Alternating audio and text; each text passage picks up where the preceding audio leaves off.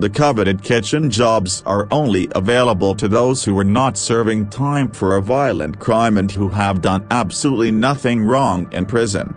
Prisoners are not allowed to bring the knives to the workstations themselves. This task is always carried out by one of the guards. The system has been successful. There has yet to be a safety incident in the kitchen here. Just before 12, lunch is ready. The workers now deliver it to the various blocks. Nobody has to go hungry here. However, the question of taste elicits a collective laugh. No wonder, after more than 10 years in prison, the other prisoners seem to think similarly. Almost half of the food is left over. Please stay tuned and see the most important part of this prison. If you're lucky, you have friends or relatives nearby who regularly bring food from outside. Relatives are allowed to drop off 2 kilograms of food per day at the visitor center. Many families take advantage of this opportunity.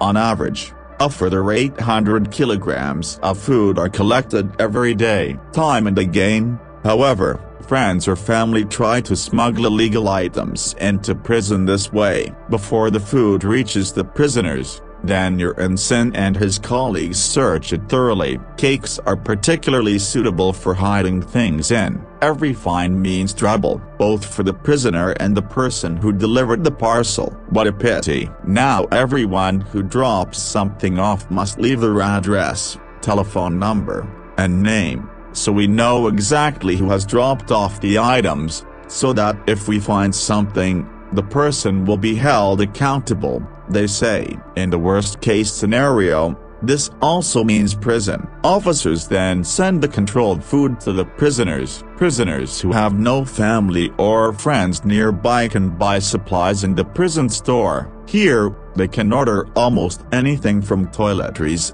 fruit, and writing materials to ready-made meals and sweets. In there, everyone has to buy their own things. If someone has no money at all, they can apply for support, but many people are too ashamed to even do that. Please don't miss this interesting part. You won't just believe this.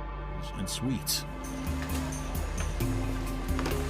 A pack of toilet paper costs 50 cents, toothpaste $1. A pack of apples, on the other hand, costs $7. Most people therefore limit themselves to the bare essentials. That's why only the lucky ones can order regularly from the store. It amounts to the equivalent of $150. It's a lot of money in prison. That's why Lai often orders things for his cellmate, like toothpaste. My family sends me a fixed amount of 5,000 yuan every month. Early afternoon, head guard Black is on patrol. He makes the rounds twice a day, always at different times. The inmates should never be sure of their fate. They count the prisoners several times a day. This is very important so that they can keep an overview and know immediately if someone is missing, and they can then react quicker. The guard sees moments for another inspection. The prisoners' cigarettes are locked away in a cupboard and are only handed out on request. Sometimes the prisoners take the boxes and hide things in them, for example, lighters, blades, or medication. The prison mainly relies on cameras to monitor the inmates. Over 1,000 of them are distributed around the grounds, in the factories, and in the cells. The guards can access all cameras from the monitoring center. They can see all areas of the prison from there. Every camera has an extra screen for particularly vulnerable areas. Their main task is to use video surveillance to identify unusual situations. If they notice something suspicious, they immediately send people there to deal with it. They have a mixture of video surveillance by the guards, and fairly thick walls and bars. It's almost insurmountable. The prisoners see all this and realize that escape is actually pointless, and at the latest, it becomes very clear once they're standing in front of the outer wall. The prison wall is 1.2 kilometers long and surrounds the entire compound. In front of it is a massive wire fence and a 5-meter wide so-called no man's land. If someone enters no man's land, an alarm is immediately triggered, should someone manage to bypass this alarm. The outer wall is waiting for them. It's 7 meters high with several rows of barbed wire fed with high-voltage current. So far, no one has managed to get to the other side.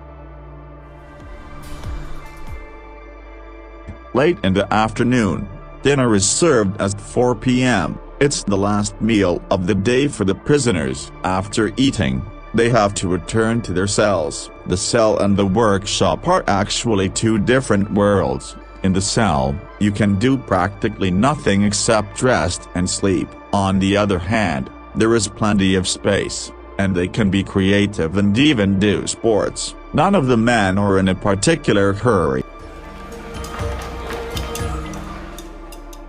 They take their time to clean up their things, and after they collect the tools, when they hand out the knives, they count the blades, and when they return them, they have to be just as many as when handed them out. I hope you found this video informative and eye-opening. If you have any questions or comments, please leave them below, and don't forget to like and subscribe for more. We'll see you in the next video.